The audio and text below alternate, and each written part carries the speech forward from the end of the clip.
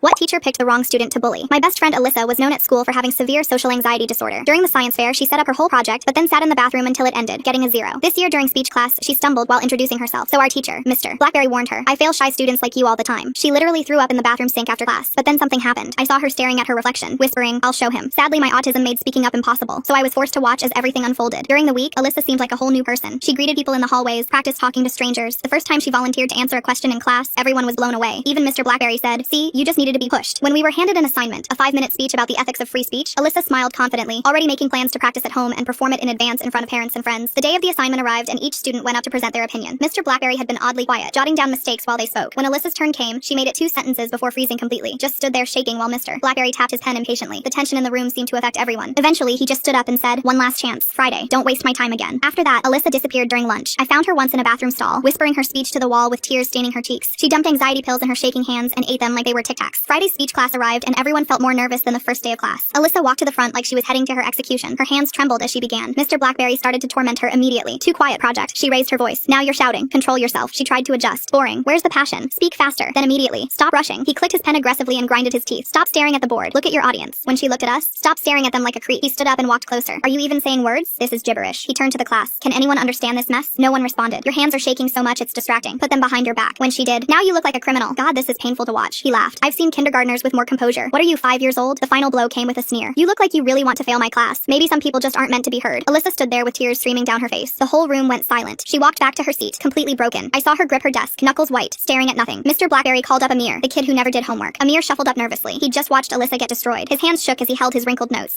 So like free speech is like," Amir started. "Speak up," Mr. Blackberry barked. Amir flinched. "Free speech is I important because you're stuttering worse than the last one." "What is this, a support group for the speech impaired?" Amir's face went red. "I'm trying my best." Trying?